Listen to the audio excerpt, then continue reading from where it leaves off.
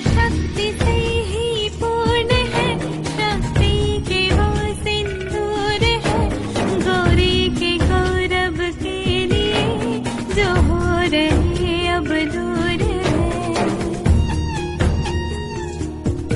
शिव शक्ति से ही पूर्ण है, शक्ति के वो सिंदूर है, गौरी के गौरव के लिए जो हो रहे अब दूर है।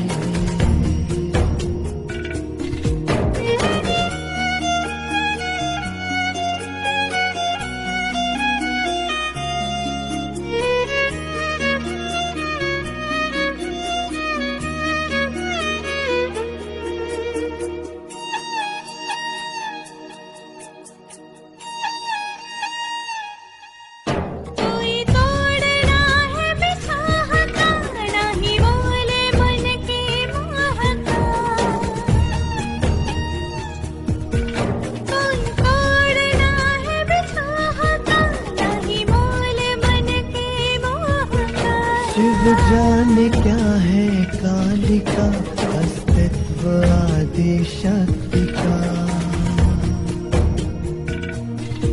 विचलित करे ना भावना, नहीं दे सके कोई सांत्वना, नियति है बंधन से परे, जो रच दिया सो वो करे।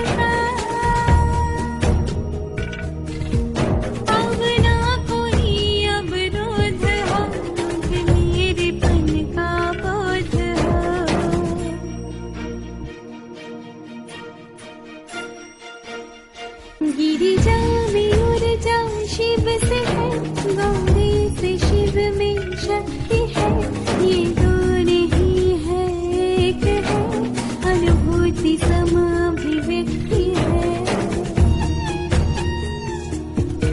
हर श्वास शिव के नाम है, यह प्रेम भी अविराम है, शिव धैर्य तो संयम शिवा, नयन जो शिव दृष्टि शिवा।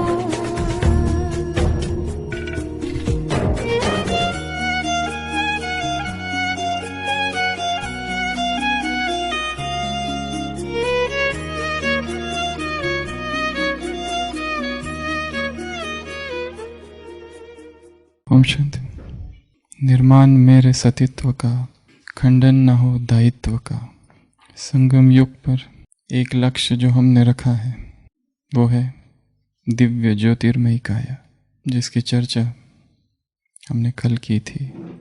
तो सभी फिर से इसी दिव्य ज्योतिर्मयी काया का अनुभव करने के लिए स्थिर बैठेंगे।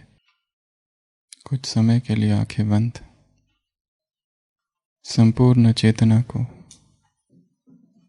देह के भव्य भाल पर विराजमान आत्मा में केंद्रित करेंगे।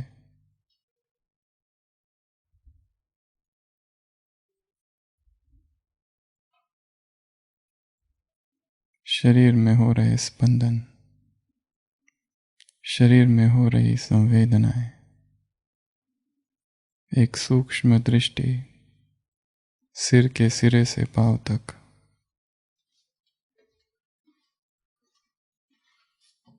सूक्ष्म स्पंदन जो देह में हो रहे हैं,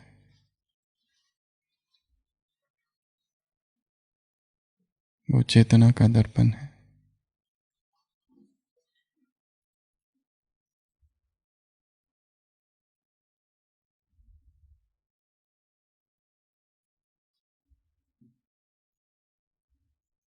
संपूर्ण मस्तिष्क दिव्य ज्योति से भर गया है। मुझात्मा से दिव्य प्रकाश धीरे धीरे सारे शरीर में फैल रहा है। दायां हाथ, छाती, बायां हाथ, पेट, दायां पैर, बायां पैर, संपूर्ण शरीर आलोक से प्रकाशित। शरीर के सारे विकार, सारी उत्तेजनाएं समाप्त हो गई है। शरीर सभी रोगों से मुक्त है, थकान से मुक्त है, भूख और प्यास की उत्तेजनाओं से पार है।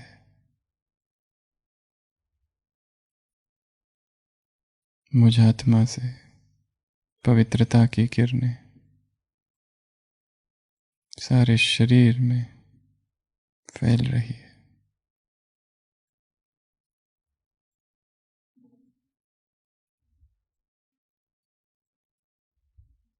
ऊर्जा ही ऊर्जा, स्पंदन ही स्पंदन।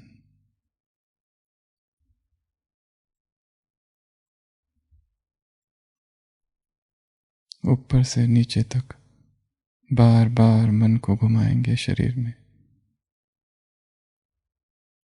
कोई हिस्सा मूर्छित न रहे।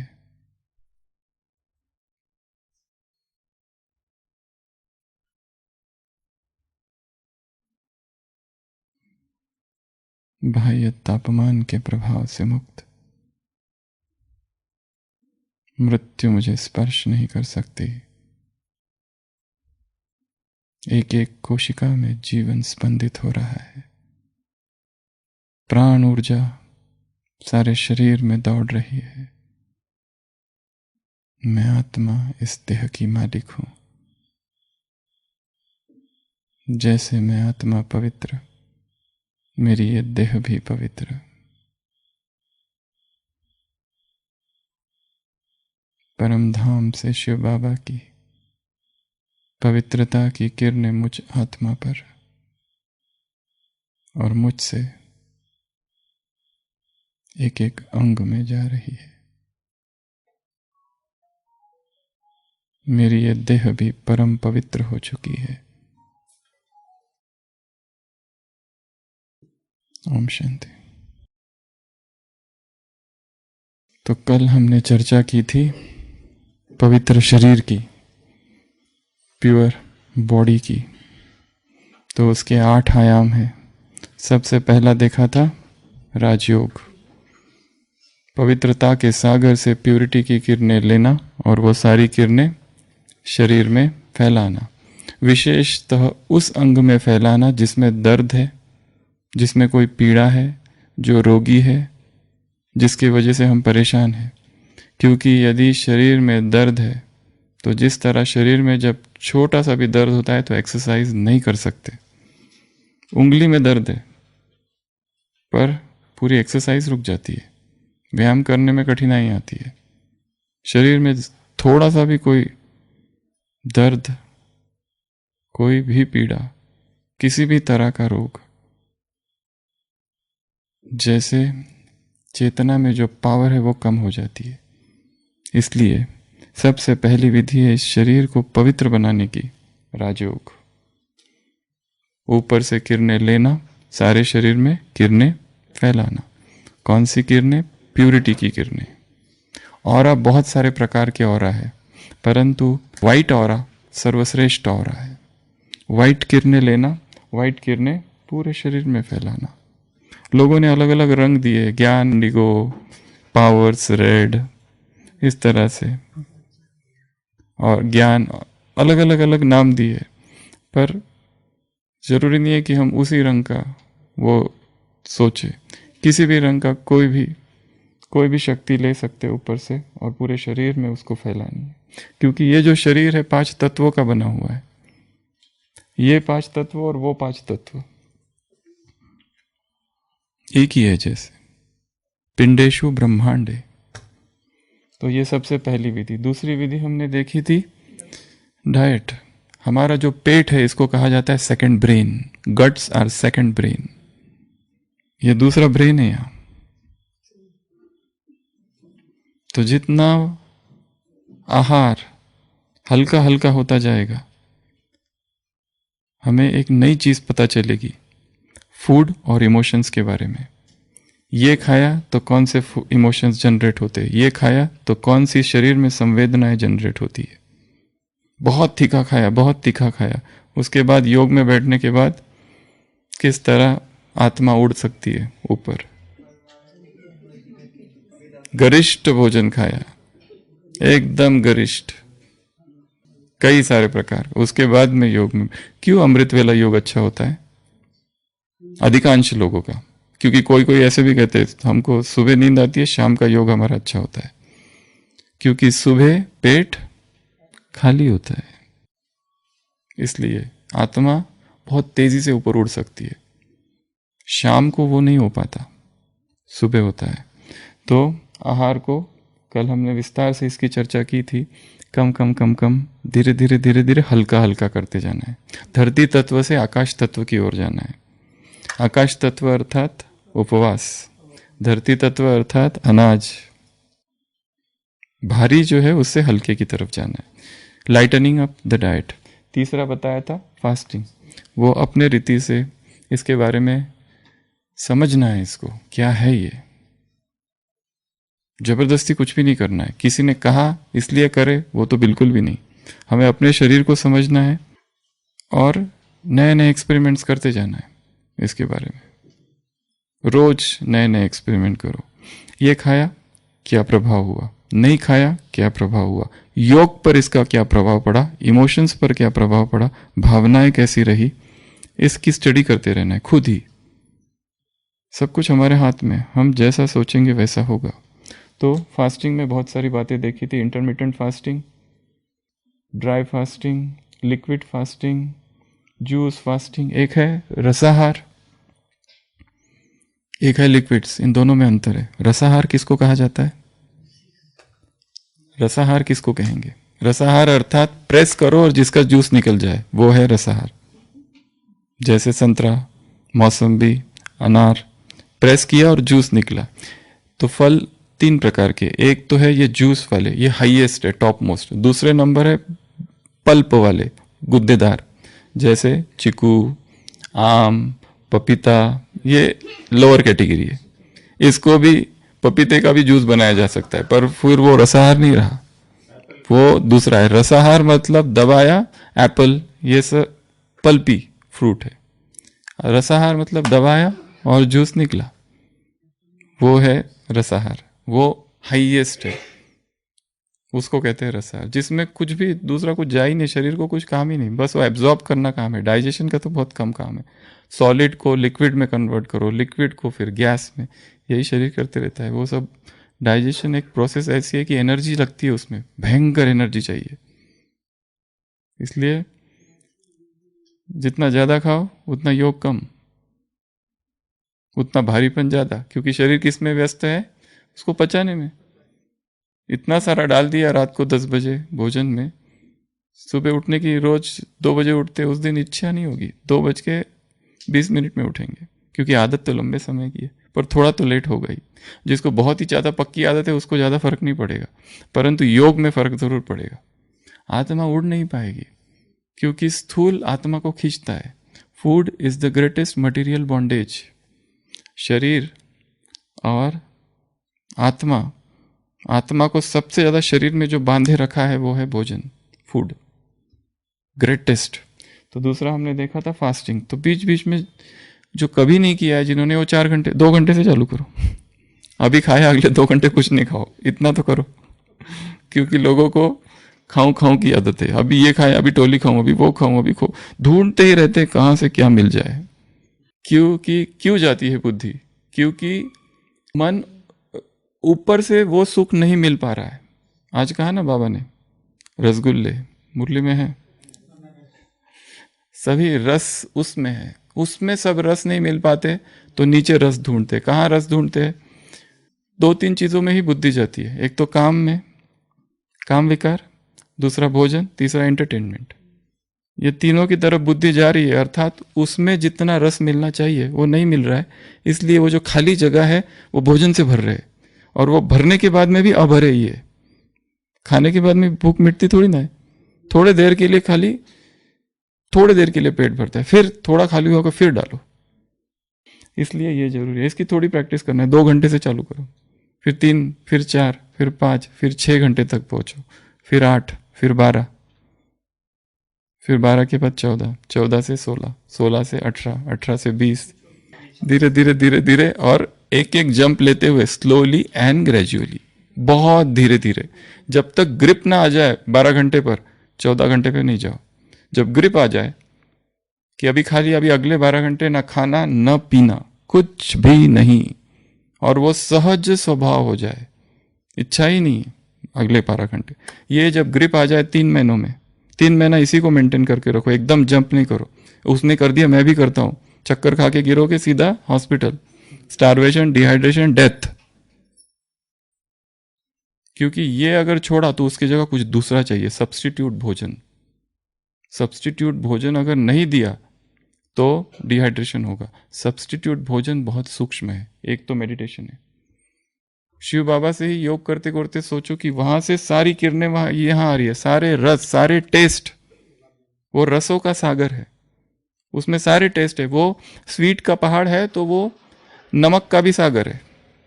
उधर नमक चाहिए ना, उसी से नमक आ रहा है, इधर नमकीन का स्वाद उसी से प्राप्त हो रहा है, खट्टा मीठा का स्वाद वहीं से प्राप्त हो रहा है, सारे फलों का स्वाद, रोटी का स्वाद वहीं से आ रहा है, चटपटा वहीं से आ रहा है, वो चटपटा का भी सागर है। ये योग के प्रयोग है कि उसी से सब कुछ प्राप्त हो रहा है। वो डिवाइन सोर्स ऑफ न्यूट्रिशन है। मेडिकल में होता है टोटल पैरेंटरल न्यूट्रिशन। जब पेशेंट मुंह से खा नहीं सकता तो यहाँ से न्यूट्रिशन देते, बड़ी बैग होती है सफेद कलर की जिसमें सब कुछ होता है, वो 24 घंटे चालू रहता है, क्योंकि पेशेंट यहाँ से नहीं खा सकते। उसको कहते हैं टोटल पैरेंटरल न्यूट्रिशन। हमारा है टोटल प्राणिक न्यूट्रिशन या टोटल डिवाइन न्यूट्रिशन। शिव बाबा ही सब न्यूट्रिशन का सोर्स है। उसी की किरणों सूरज पर पड़ रही है, वो सूरज का भी बाप है, और सूरज तो सभी सृष्टि का बाप है। जो कुछ पक रहा है जमीन पर, किससे पक रहा है? सूरज से। सूरज ही ना हो तो क्या होगा? सारे फल सब्जियां कुछ पकेगा? तो सारे सब्जियों का सारा सोर्स सन है। इसके लिए जो लोग सन गेजिंग करते हैं, एटलीस्ट 9 महीने जो कहा, धीरे धीरे धीरे धीरे भूख कम कम होने जाती है, फिर इच्छा ही नहीं होती है कुछ भी, क्योंकि फल को ऊर्जा कहाँ से मिल रही है? सूरज से। हमने सूरज से डायरेक्ट ले रही है, तो सूरज प्राइमरी सोर्स है, ये सेकेंडरी सोर्स है। पकाने के बाद तो वो टर्शरी बन जाता है, सीधा उसी से किरणें ले रही। और सूरज से भी ऊपर कौन है? ये महासूरज। इसके लिए योग सोर्स ऑफ न्यूट्रिशन भी है। खुशी जैसी खुराक नहीं, खुशी की ही खुराक खाओ तो वो खुराक की आवश्यकता अपने आप कम हो जाती है। इसलिए नहीं कि लोग व्यक्ति उपवास कर रहा है, इच्छा ही नहीं है या आवश्यकता ही नहीं है, और शरीर बहुत अच्छे से चल रहा है। और कई लोग जबरदस्ती उपवास करते हैं, बड़े दुखी हो जाते हैं। फिर ये जबरदस्ती का काम ही नहीं है। और संसार में तो जिस तरह से उपवास करते हो पूछो मत, वो तो जस्ट वैरायटी है। तो वो उपवास किसी काम का नहीं है, वैसा उपवास किसी काम का नहीं है। थोड़े बहुत फायदा होगा शरीर को, ज़्यादा नहीं। तो इंटरमिटेंट फास्टिंग। फिर हमने देखा था एक्सरसाइज। एक्सरसाइज में बहुत सारी चीज़ें देखी थी कि हमारे शरीर को सबसे ज़्यादा प्रिय क्या है? मूवमेंट। और हर मूवमेंट, जहाँ मूवमेंट होगी वहाँ एनर्जी फ्लो होगी। अगर इसको मूवमेंट नहीं करेंगे तो एनर्जी फ्लो नहीं होगी, वहाँ पर स्टैग्नेशन होगा। सूक्ष्म शरीर में ऊर्जा मूर्छित रहेगी। इसलिए एक्सरसाइज में क्या क्या देखा था? सबसे पहला तो कोई भी एक्सरसाइज, एक तो stretching exercises, warm up exercises, उसके बाद में कार्डियो, दौड़ना, वो उससे एक अजीब सी ऊर्जा उत्पन्न हो जाती है शरीर में। उसके बाद में देखा था weight lifting, resistance training exercises, उसमें भी बहुत पावर आती है। उसके बाद में और क्या देखा था? योगासन, सूर्य नमस्कार। उसमें आपने और क्या देखा था? थाई ची और शिगोंग। ये सबसे लास्ट जो है ये थाई ची और शिगोंग, क्योंकि इसमें हम डायरेक्ट एनर्जी ले रहे हैं, और उसमें भी अपना थाई ची करना है। उसमें कोई स्टेप्स नहीं, कुछ भी नहीं, अपने को जैसे रविश भाई करके दिखाओ अपनी थाई ची, कुछ भी मूवमेंट। वो अभी 2 मिनट में सब लोग करेंगे यहाँ, कोई भी। हाँ, हाँ करेंगे, पहले आप करो। कैसी भी जैसे मर्जी हो वैसे, कोई भी उसमें ये नहीं कि ऐसा ही करना है वैसा ही करना है, कुछ भी पर करना है। इसमें ये समझ के कि ये पूरी प्रकृति क्या है, ऊर्जा है, और इस ऊर्जा, ये ऊर्जा आ रही है, पूरी प्रकृति पूरा संसार ऊर्जा का समुंदर है। सारी ऊर्जा मैं अपने अंदर ग्रहण कर रहा हूँ। जहाँ पर मूव करना है अपने मन से, आंखें बंद करके करो, आंखें खोल के करो, मेरा पूरा शरीर ऊर्जा से भरता जा रहा है। ऊर्जा ही ऊर्जा, पूरे शरीर में ऊर्जा ही ऊर्जा।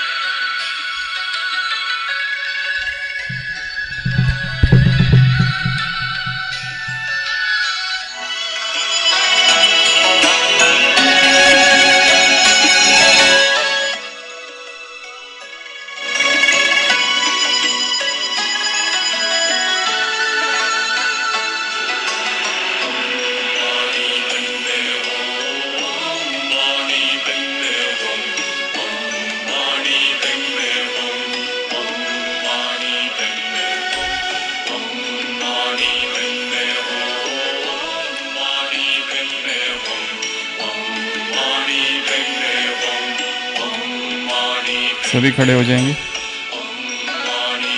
और हाथों की बहुत स्लो मूवमेंट करेंगे, जैसे चाहो वैसे, जहां घुमाना है वैसे,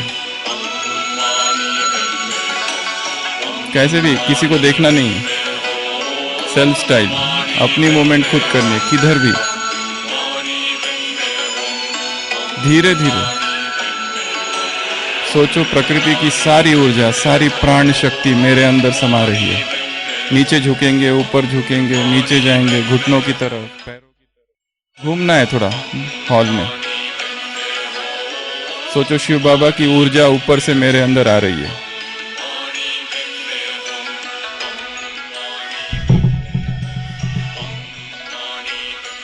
सभी बैठ जाएंगे।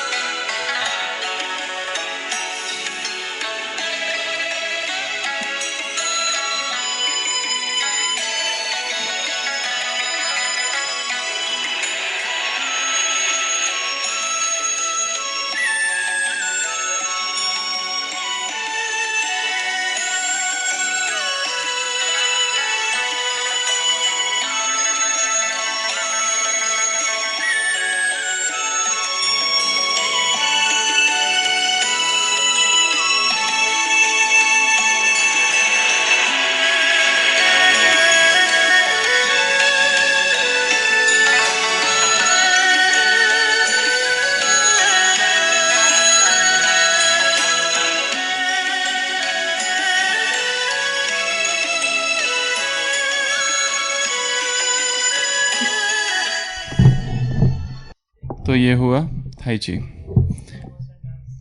थाई ची अर्थात सारे ही शरीर का मूवमेंट, मतलब होल बॉडी स्ट्रेचिंग। और शिगोंग अर्थात एक पार्ट, जैसे एक्सरसाइज करते हैं जिसमें सारी एक्सरसाइज की, और कभी कभी केवल चेस्ट की एक्सरसाइज की, वो है थाई ची शिगोंग, समझाने के लिए। तो ये था खुद का अपना, कोई इसमें ये नहीं है कि यही करना है वही करना है, जैसी मर्जी चाहे वैसे, परंतु इस भाव से करना है कि मेरे अंदर ऊर्जा आ रही है।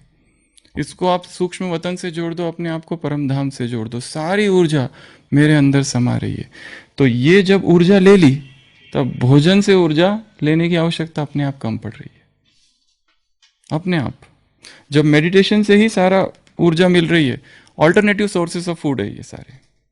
तो ये हमने 4 चीजें कल देखी थी। आज का 5वां ब्रेथ वर्क, आज का है ब्रेथ वर्क, श्वास। इसमें 2-3 चीजें हैं। सबसे पहले तो है प्राणायाम, सबसे पहले है प्राणायाम। जो कई लोग जानते भी हैं, करते भी है, जो नहीं करते वो सीखे और करे। उसके डिटेल्स में हम नहीं जाएंगे, खाली नाम गिना रहे, भस्त्रिका, कपालभाति। जो नहीं करते हैं, कोई इंस्ट्रक्टर होगा, योगा टीचर, इंस्ट्रक्टर, योगासन क्लासेस हो गए आसपास, वो ज्वाइन करके वहाँ से सीखे। क्योंकि हम लोगों के लिए क्या चाहिए, सारा फोकस हमारा फूड पर है। ये भूल रहे हम कि एयर कितनी इंपॉर्टेंट है। प्योर एयर बहुत आवश्यक है।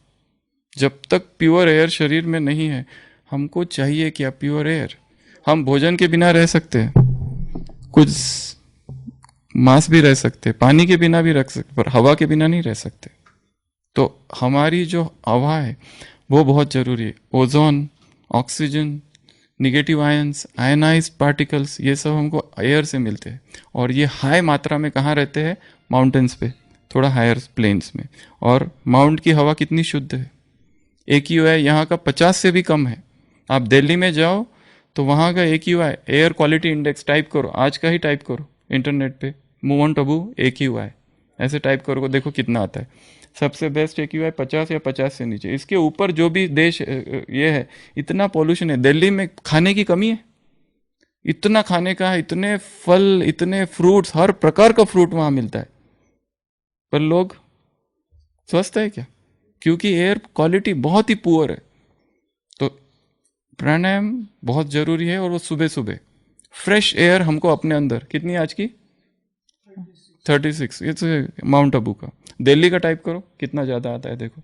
जैसे AQI बढ़ती जाता है, एयर पोल्यूटेड होती जाती है। हम भोजन का तो दिन रात सोचते हैं, कोविड कोविड कोविड। लोग पूछते हैं कोरोना में क्या खाना चाहिए, क्या, कोई ये नहीं पूछता कि हवा कौन सी ले। 300 के अबव चल रहा है दिल्ली का AQI।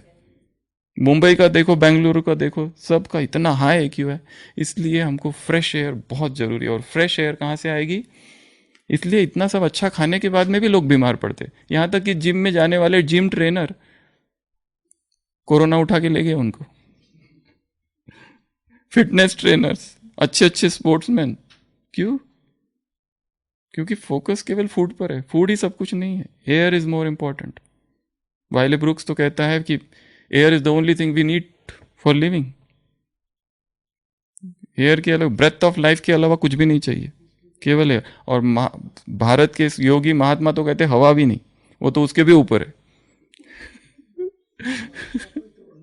वो तो कहते हैं वो सर्वोत्तम है। एक तो उपवास है कि जिसमें धीरे धीरे करते करते व्यक्ति वहां तक पहुंचता है, केवल श्वास पर जीता है, ब्रिदारियन। पर एक लेवल उसके भी ऊपर का है, वो कहता है श्वास की भी जरूरत नहीं है। योगी लोग जमीन के नीचे, एक योगी था 6 मास तक उसको बनारस में जमीन के नीचे पूरा ढक दिया, वहां तो हवा भी नहीं, कुछ नहीं। 6 मास के बाद निकाला उसको बाहर, वो एकदम बढ़िया था, सबको हेलो कर रहा था, सारी भीड़ थी, भीड़ से हटा के लोग उसको लेके गए, फिर उसकी जांची हुई, सब नॉर्मल। 6 महीना जमीन के अंदर उग गया ही होगा। तो ब्रीदिंग में सबसे पहला बताया प्राणायाम, भस्त्रिका, कपालभाति, अनुलोम विलोम, नाड़ी शोधन, जो आपको सारे एटलीस्ट 6, 7, 8 प्राणायाम तो रोज करने हैं। बाह्य प्राणायाम, उज्जैनी प्राणायाम, ओमकार, ये सब बहुत पावर है इनमें। भ्रमरी, बहुत पावर है, वो साउंड में एनर्जी है। ओमकार, भ्रमरी, इसमें बहुत पावर है। तो हमारे शरीर के स्वास्थ्य के लिए सब जरूरी है। हम ये नहीं कह रहे कि इनसे आत्मा पवित्र हो जाएगी या सतो प्रधान बन जाएंगे, पर शरीर ही यदि साथ नहीं दे रहा है, शरीर बीमार है, तो अध्यात्म फेल है। कोई अध्यात्म हो नहीं सकता बिना स्वस्थ शरीर के। योग करने के लिए जरूरी है एक अच्छा साधन कि जिसमें कोई बीमारी नहीं हो। कल 8 बातें बताई थी कंचन दिव्य ज्योतिर्मयी काया की। कौन कौन सी? एक पवित्र शरीर कौन सा है? पहला, जिसमें विकारों की कोई उत्तेजना ही नहीं है, एक नेचुरली रूप से वो जो एक्साइटमेंट से विकारों की वो चली गई है।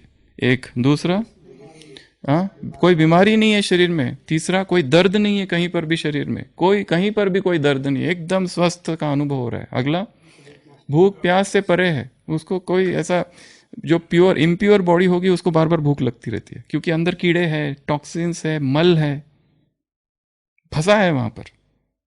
जो कुछ हमने खाया है इतने दिनों से सब फंसा हुआ है वहां पर, कुछ भी निकला नहीं है। वो निकलेगा आगे की जो प्रोसेस बताएंगे उससे। हमको कहाँ पता ही नहीं कि इतना अंदर कितना कचरा है। ऐसा नहीं कि जो पतला और जो गोरा दिखता है उसमें मल नहीं है, सब में फंसे हुए हैं।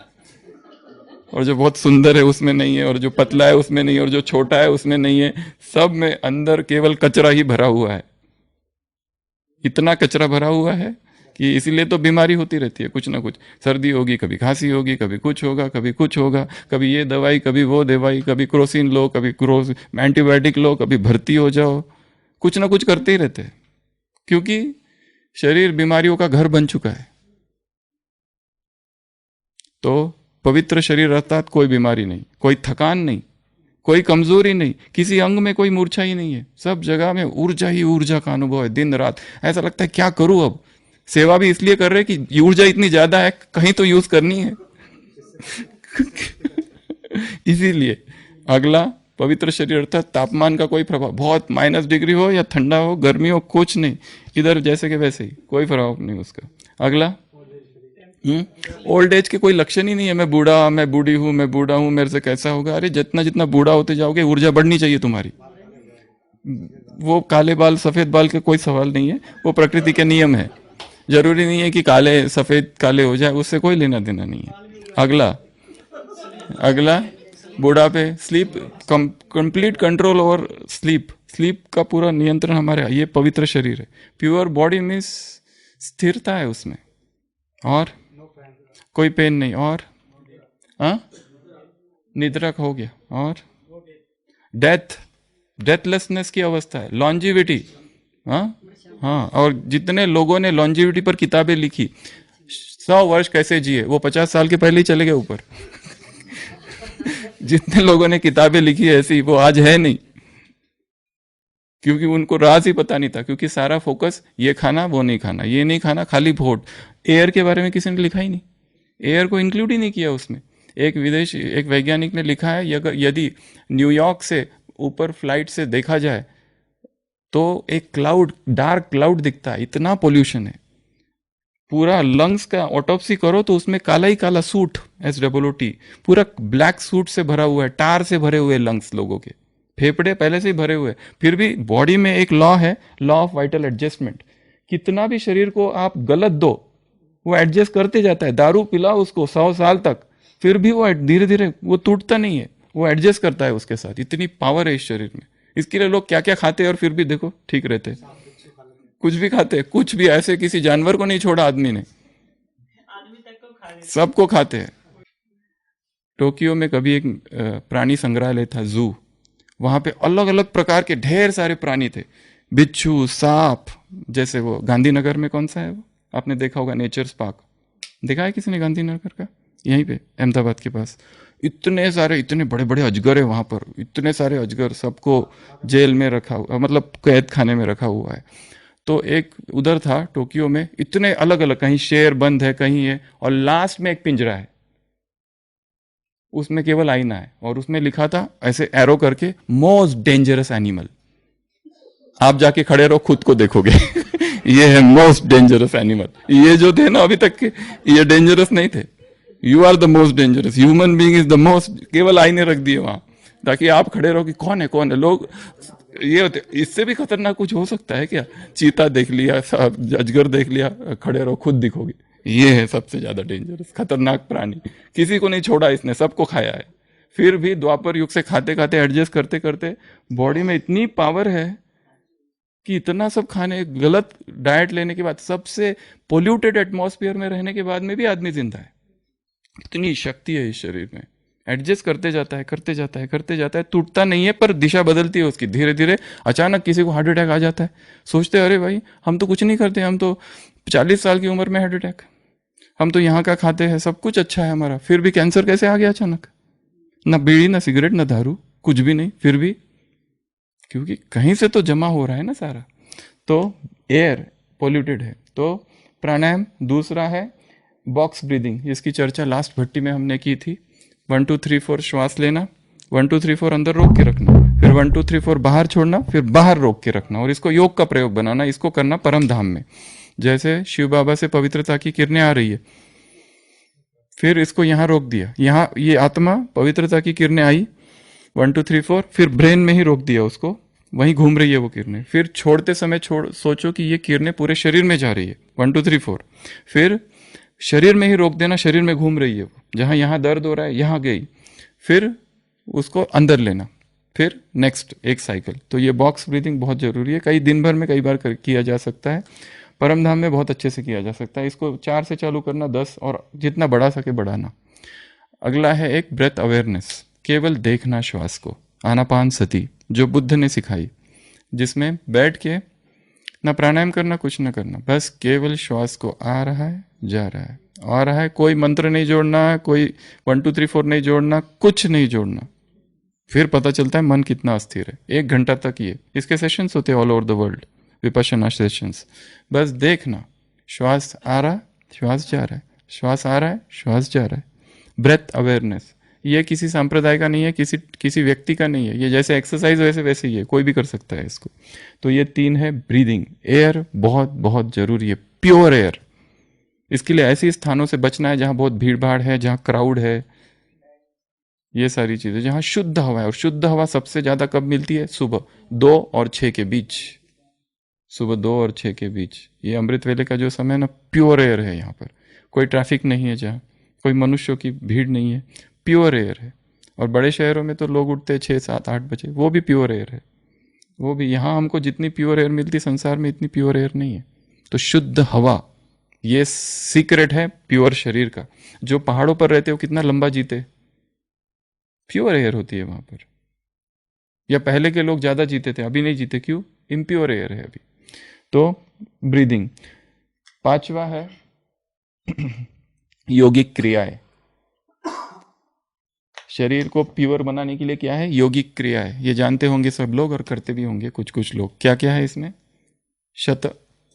6 प्रकार के हैं ना ये योगिक क्रिया है।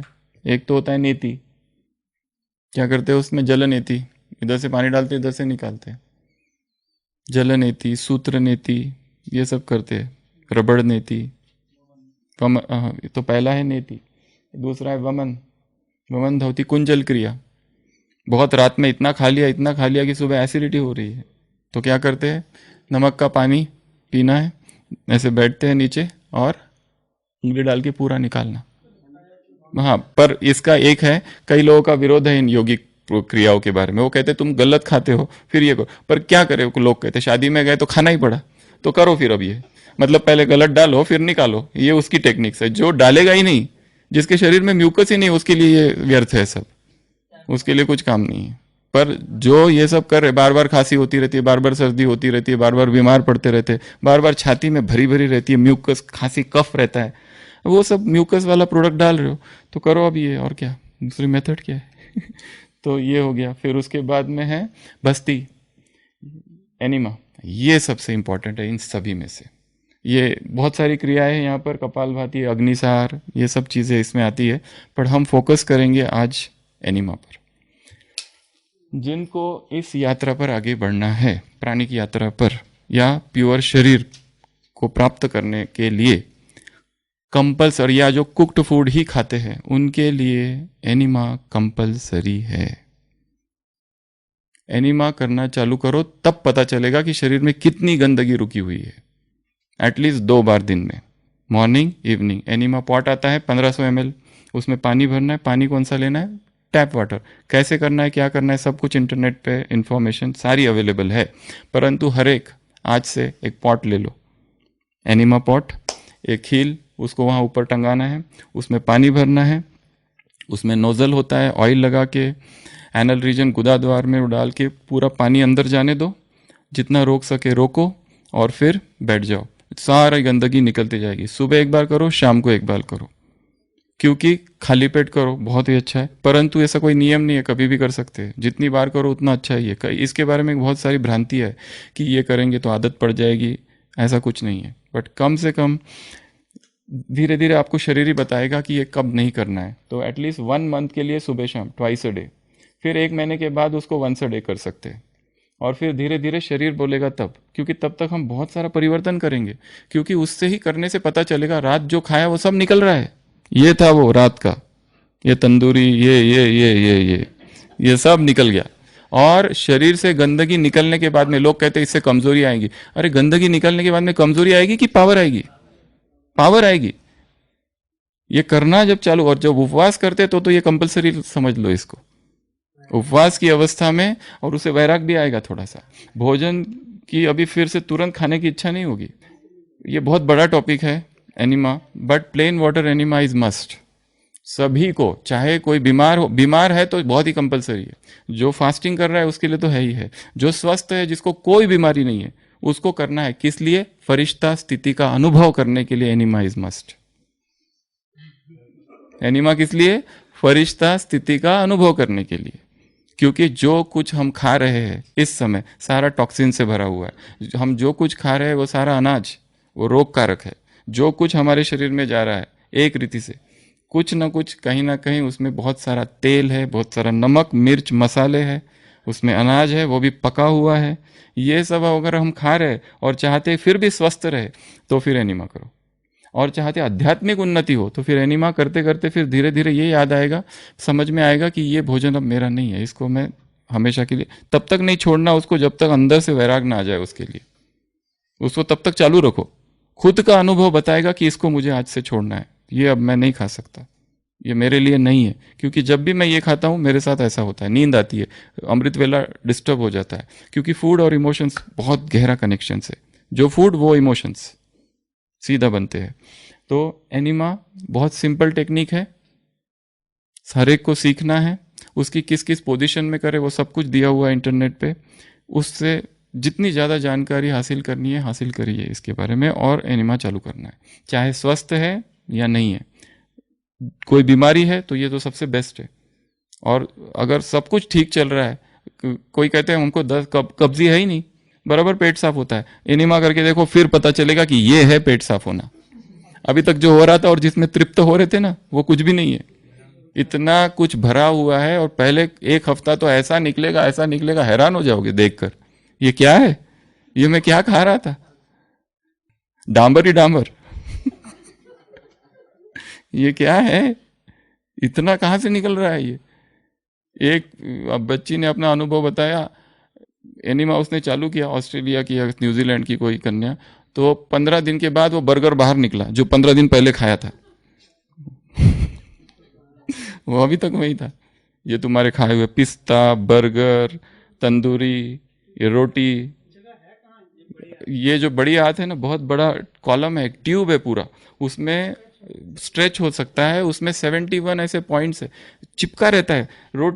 रोटी में ग्लूटेन है, ग्लूटेन में चिपका होता है गेहूं में, वो रोटी कैसी है देखा, कितना चिपकी हुई है, वो सब हाथों में चिपका हुआ है, मैदा तो उससे भी ज्यादा, ये सब चिपका हुआ है जो कुछ हमने खाया, इतनी रोटियां खाई, 3-3 बार अनाज खाया हुआ है, सब अंदर चिपका हुआ है। और फिर अचानक से बीमारी नहीं आती, अचानक से किसी को कोविड नहीं हो जाता है, अचानक से किसी को कैंसर नहीं हो जाता है, अचानक से कोई टाइफाइड, मलेरिया, फीवर, ये सब नहीं हो जाता है, क्योंकि मल ही इतना अंदर भरा हुआ है, जिसका शरीर ही अंदर से स्वच्छ है, उसको कभी कोई बीमारी नहीं होगी, उसको कुछ करने की भी जरूरत नहीं है।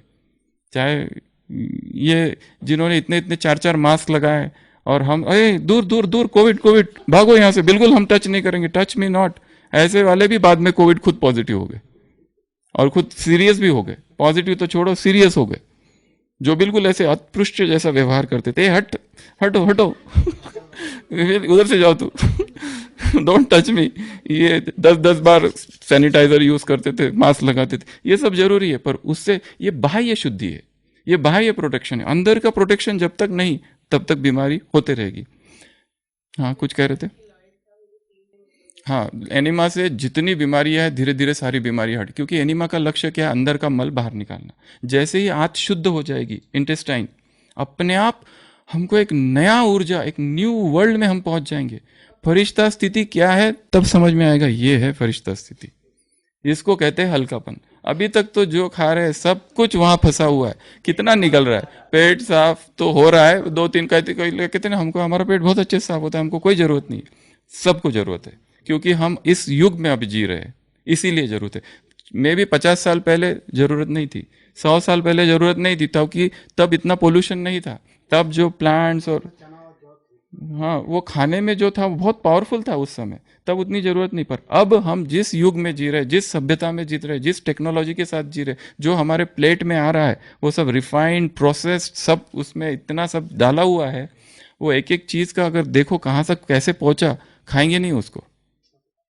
कैसे वो शक्कर पहुंची है, कैसे वो अनाज पहुंचा है, इट्स डेंजरस।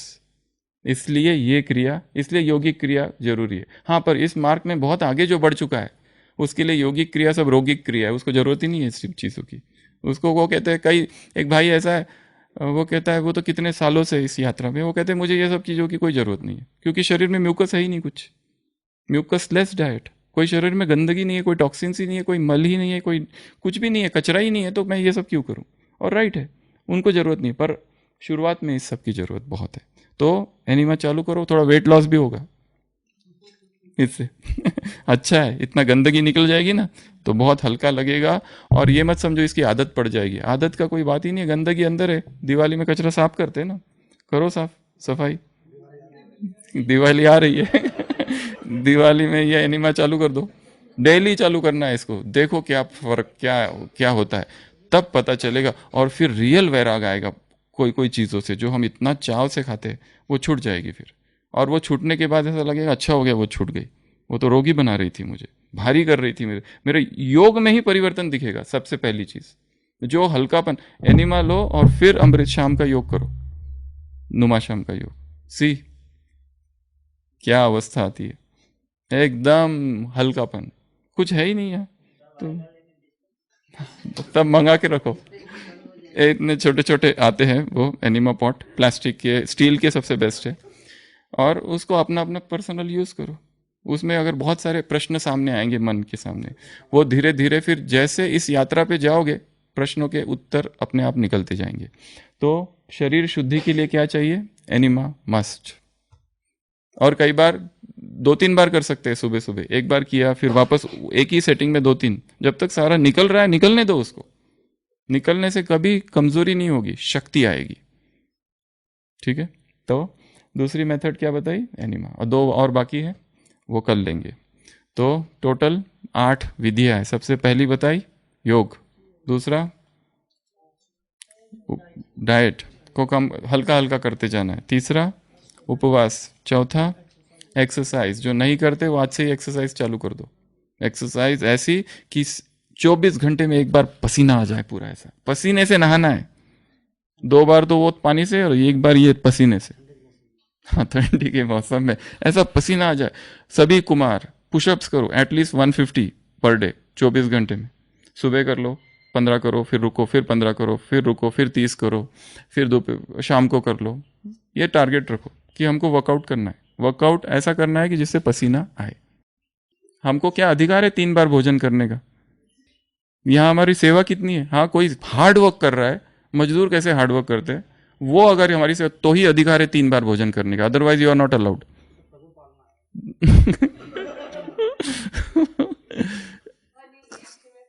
ताकत का काम करो तो अधिकार है, फिर नहीं तो नहीं, नहीं तो फिर कम कम करते जाओ उसको, नहीं तो ये भी बोझ है हमारे ऊपर।